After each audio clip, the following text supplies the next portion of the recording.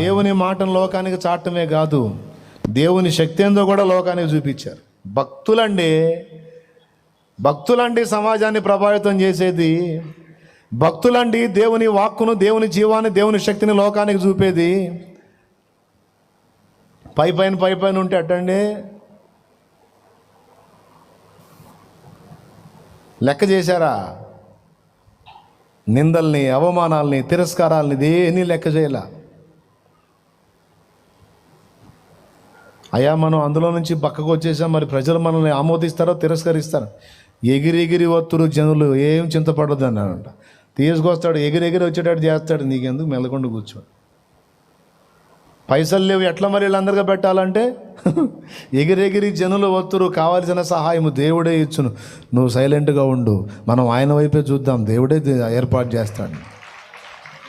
మునుపటి సంవత్సరాల్లో జరిగిన దానికన్నా ఎక్కువ కార్యం జరిగింది, ఎక్కువ మిగిలింది కూడా.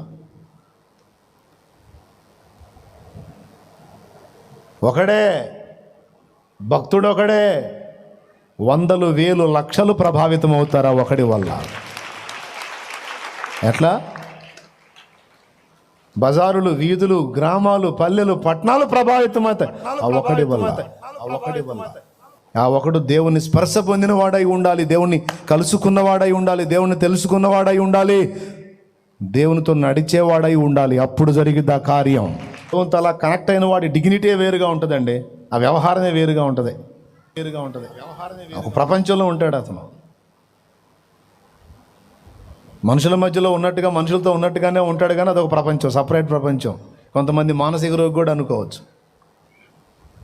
మెంటలేమో అనుకోవచ్చు. కానీ తర్వాత తెలిసేది ఎవడికి మెంటలో.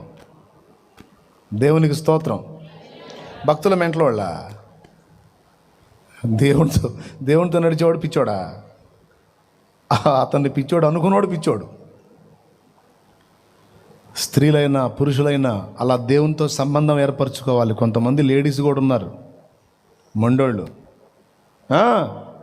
దేవుని పాదాల దగ్గర కూర్చొని ప్రతి ఘట్టాన్ని దేవుని దగ్గర నుండి తెలుసుకొని అవతల వాళ్ళకి హెచ్చరిక చేసే దమ్మున్న స్త్రీలు, భక్తి పరురాండ్రైన స్త్రీలను కూడా చూశాను నేను. మోకాళ్ళుని ప్రార్థనలో కూర్చొని ఏం జరిగిందో చెప్పేవాళ్ళు ఉన్నారు.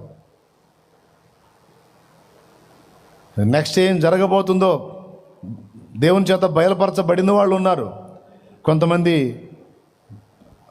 ఆ రూట్లోనే కనపడుతూ తేడాలు ఉన్నవాళ్ళు ఉన్నారు. కానీ కొంతమంది భక్తురాండ్రు.